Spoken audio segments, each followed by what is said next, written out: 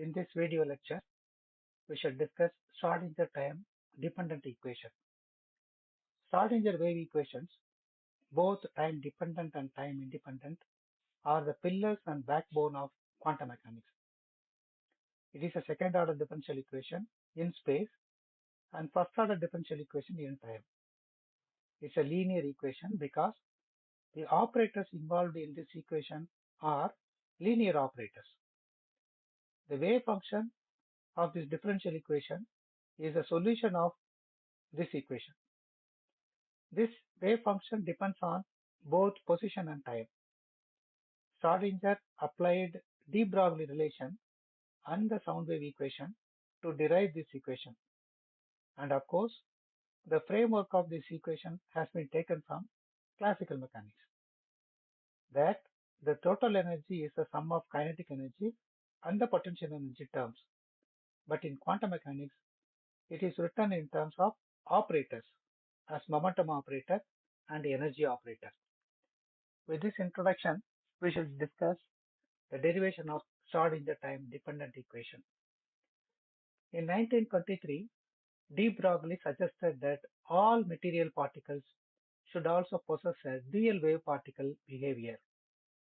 We know that the wavelength associated with the particle from de Broglie hypothesis is given by lambda equals h by p.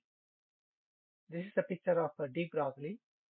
He has taken from the Planck's radiation law and Einstein's famous equation E equal to mc squared. Equating these two expressions, we have h nu equals mc squared. So instead of nu, we can substitute c by lambda. So h c by lambda, which is equal to mc squared. C gets cancelled. We have lambda photon equals h divided by mc. For any material particle, this equation can be written as lambda matter, which is equal to h divided by mv. V stands for velocity of the particle, material particle. Here, the wave particle dualism in equation 1.24 represents the dual particle nature, and of course, h is the Planck constant, which is given by 6.63 in 10 power minus 34 joule second. Each material particle behaves as a group of waves, what we call this as matter waves, whose wavelength and wave vector are governed by the speed and mass of the particle, which is given as k vector, which is equal to p vector divided by h bar, where k is the direction of the propagation of the wave. This equation connects the momentum of a particle and the wave vector of the particle, wave vector of the wave corresponding to this particle. And of course, we know that p equals h divided by lambda from de Broglie's hypothesis, and k equals 2 pi by lambda. So instead of lambda, you can substitute h divided by p here. So p equals k h divided by 2 pi. I repeat, p equals h by lambda. Instead of lambda, you can substitute 2 pi by k. So p equals kh divided by 2 pi. H divided by 2 pi is nothing but h bar. So p equals h bar k, and which is the eigenvalue of the momentum, which is very, very important expression in quantum mechanics. Schrödinger took the concept of de Broglie hypothesis and the wave equation, plane wave equation of solid wave. We know that any wave equation, for example, sound wave equation, can be written in one dimension, moving in x direction as given by this partial d squared psi by dx squared, which is equal to 1 by v squared d squared psi by dt squared, where v is the velocity of the material particle. And here psi is the displacement of a wave, which depends on both x and t. Equation 1.26 can be written as in terms of 3D as equation 1.27. This is a particle moves in the x direction. Here the particle moves in all the three directions. So in 3 dimension we can write this. So this expression can be written as del square. So del square psi of r comma t, which is equal to d squared psi by dx squared plus d squared psi by dy squared plus d squared psi by dz squared, which is equal to 1 by v squared d squared psi, which depends on position and time, divided by dt squared. The solution of equation 1.27 can be written as either sin omega t or cos omega t, or e power I omega t and e power minus I omega t, or we can say that linear combination of these solutions. We assume that the wave amplitude at r is periodic in t. We shall consider the solution of above equation as psi of r comma t, which is equal to psi of r e power minus I omega t.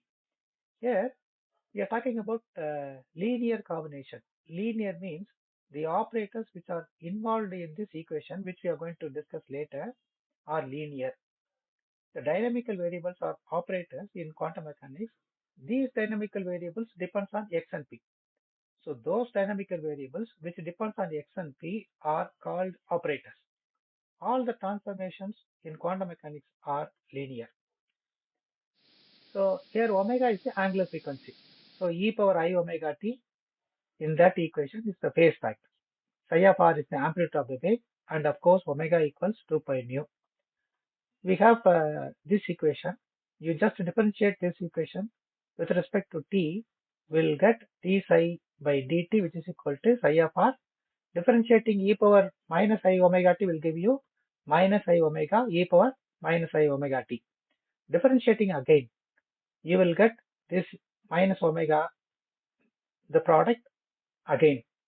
So multiplying these two expressions, min omega multiplied by minus omega, will give you minus omega squared. Of course, we know minus minus plus I into I squared minus. So we will get minus omega squared psi of r comma t. Now we just substitute equation 1.29 in 1.27. So we get 1.27. So del square psi of r comma t, which is equal to d squared psi of r comma t by dt squared is given as minus omega squared psi of rt. So this equation becomes minus omega squared by v squared psi of r comma t. And of course we know that omega equal to 2 pi nu and v equals nu lambda.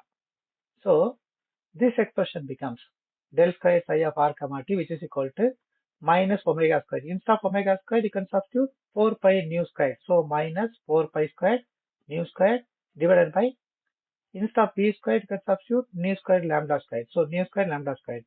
This nu squared in the numerator and nu squared in the denominator will get cancelled. We have using lambda equal to h by p, we have this expression 1.32, which is equal to minus 4 pi squared divided by, instead of lambda squared, you can substitute h squared by p squared. So we have minus 4 pi squared divided by h squared p squared psi of r comma t. And of course, we know that P equals mb. So this equation 1.32 becomes 1.33. We know that the total energy of the system is given by kinetic energy plus potential energy. And the kinetic energy equals total energy minus potential energy. So we know that half mb squared is expression for kinetic energy, which is equal to total energy minus potential energy. And I can bring these two to the right hand side. We'll have m squared v squared equals 2m e minus v. So instead of m squared v squared, you can substitute 2m e minus v. So we have del squared psi of r comma t, which is equal to minus this 2 multiplied by 4 pi, that will 4 pi squared, that will give you 8 pi squared. So 8 pi squared divided by h squared m e minus v psi of r comma t. Multiply throughout this equation by minus sign, we'll have minus del square psi of r comma t, which is equal to, this minus becomes plus. Now just bring the potential energy term to left hand side. So you have minus del square psi of r comma t plus 8 pi squared, which is common here. So 8 pi squared mb divided by h squared psi of r comma t, which is equal to 8 pi squared mb divided by h squared psi of r comma t. Now multiply this equation by h squared divided by 8 pi squared m. So we'll have this expression, equation 1.38. But here we can substitute h bar equals h divided by 2 pi. So h bar squared equal to h squared divided by 4 pi squared. In this expression, h squared divided by 4 pi squared can be replaced by h bar squared. So this expression becomes minus h bar squared divided by 2m del square psi of r comma t plus v psi of r comma t, which is equal to e psi of r comma t.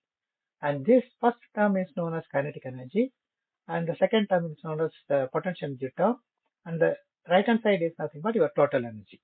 This equation 1.39 is known as Schrödinger time dependent equation because the solution side depends both position and time, or energy eigenvalue equation.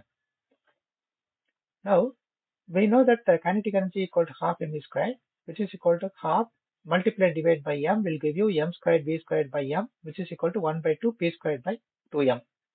We know already.